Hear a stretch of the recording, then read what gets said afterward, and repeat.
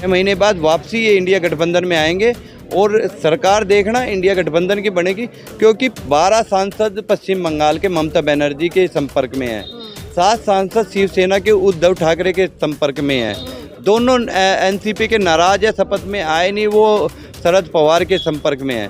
तो ही Bharatiya Janata party speaker पद पे अपना दावा ठोकेगी, बनाएगी, इस सरकार में कलह बढ़ जाएगा और देखना ये सरकार 6 महीने के अंदर गिर जाएगी उन पे, क्योंकि अब पूरे 5 साल अब सरकार का यही काम है, नीतीश कुमार की जासूसी करना, टीडीपी की जासूसी, चंद्रबाबू की जासूसी करना, शिवसेना की जासूसी करना,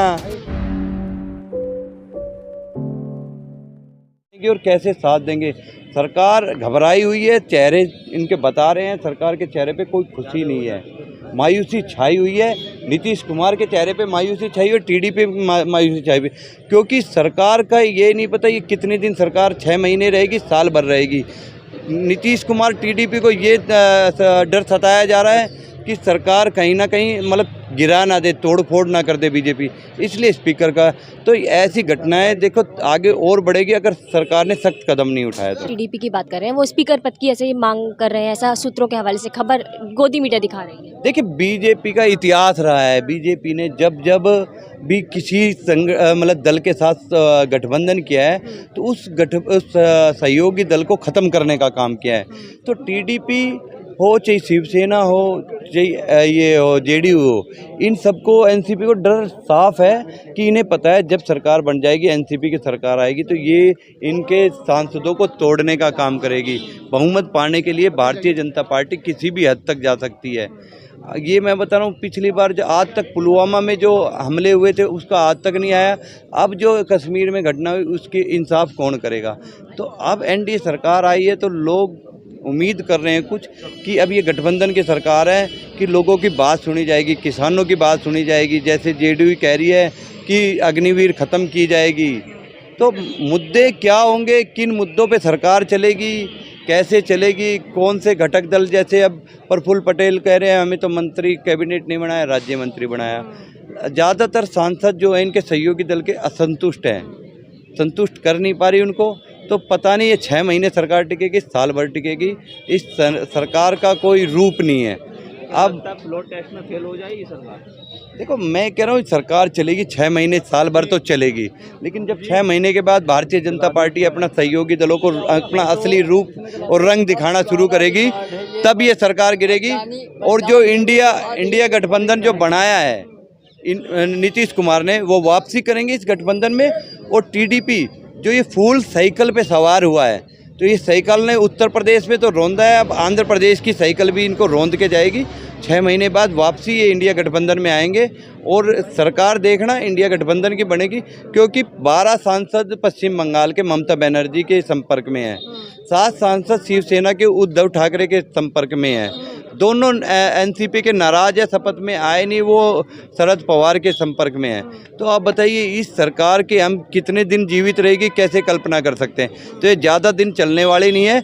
जैसे ही भारतीय जनता पार्टी स्पीकर पद पे अपना दावा ठोकेगी, बनाएगी, इस सरकार में कलह बढ़ जाएगा और देखना ये सरकार 6 महीने के अंदर गिर जाएगी और नई सरकार का जन्म होगा जो सबके साथ सबका विकास साथ करके चलेगी। माहौल चेक करने के लिए बिल्कुल, मैं कह रहा हूँ नीतीश जी के साथ तो एक आदमी इनको परमानेंट साथ रखना पड़ेगा।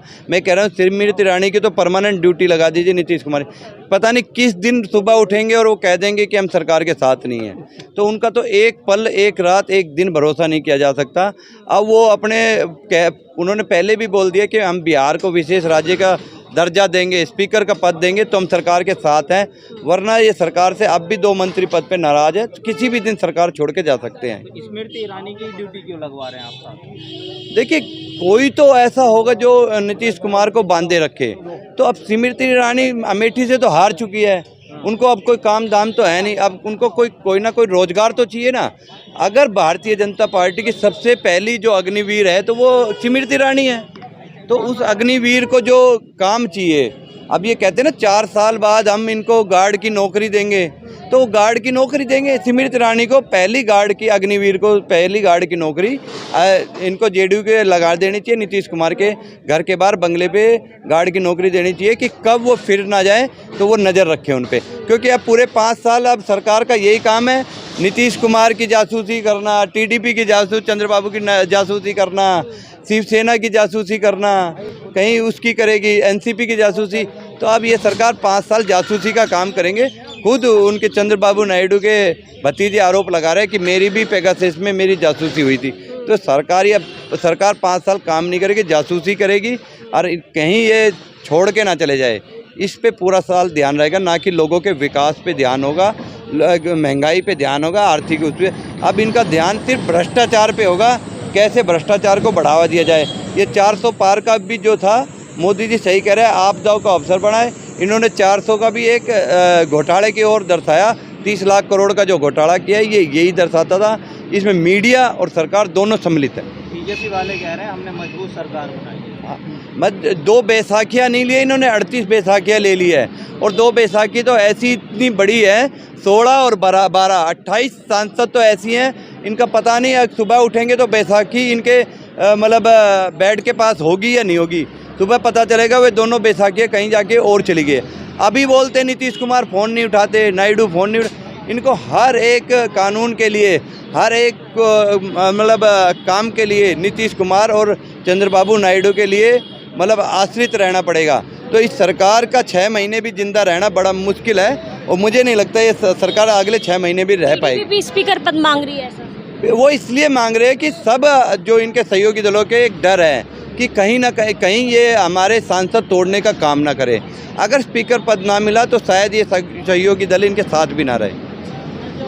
कांग्रेस क्या करेगी अब? कांग्रेस देखेगी, कांग्रेस वेट एंड वॉच कर रही है। पहले वक्त देखेगी कैसे भारतीय जनता पार्टी का रुख होता है सहयोगी दलों के। अगर नीतीश कुमार, चंद्रबाबू नायडू वापस आते हैं इंडिया गठबंधन में तो इनका स्वागत है और सरकार बनाने के इंडिया गठबंधन पहल करेगा। अब तो शपथ ले लिए ना। देखो शपथ ले लिए, लेकिन नाराजगी शपथ ग्रहण में तीनों के साफ नजर आ रही थी। ना मोदी जी खुश थे, ना चंद्रबाबू नायडू खुश थे, ना नीतीश कुमार। अगर सरकार बनी है तो सरकार जब बनती है तो चेहरों पे खुशी होती है, वो खुशी नज़ारत है। ना प्रधानमंत्री कपड़े बदल रहे हैं, ना खाना खा रहे हैं और ना उनके चेहरों पे खुशी है। तो बॉडी लैंग्वेज प्रधानमंत्री की बरता रही है कि वो इस सरकार से नाखुश हैं।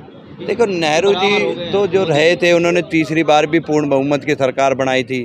तो मोदी जी के चेहरे पे वो खुशी नहीं है। अगर खुशी होती तो नेहरू जी का अगर करते तो उनके चेहरे पे, तो उनकी बॉडी लैंग्वेज बता रही है उनके चेहरों पे मायूसी है।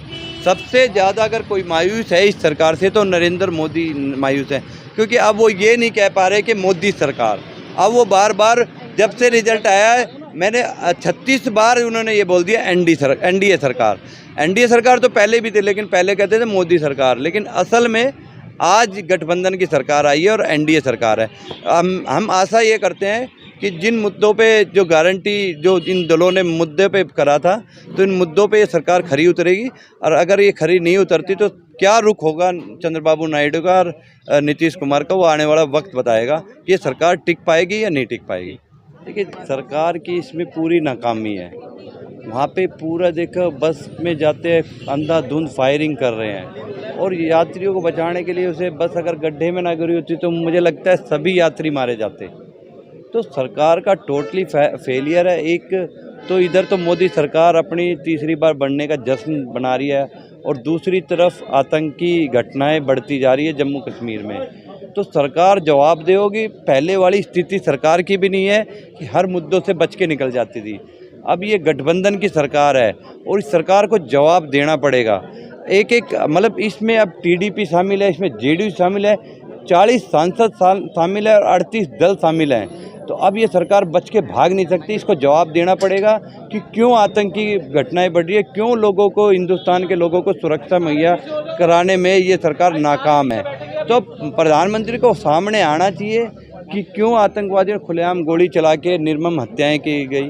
तो इसका जवाब सरकार को देना पड़ेगा। सरकार बच के निकल नहीं सकती इसमें। एक तरफ जहां नरेंद्र मोदी जी शपथ ले रहे थे, ठीक उसी समय ये घटना हुई। हाँ, दोनों के एक संयोग से देखा जा रहा है, कई लोग कह रहे हैं ये प्रयोग किया गया है। प्रयोग अब भी इसमें नेहरू का नाम ले लीजिए कि नेहरू ने ये षड्यंत्र रचा था कि मोदी जी जब शपथ लेंगे तो वो आतंकी घटनाएं।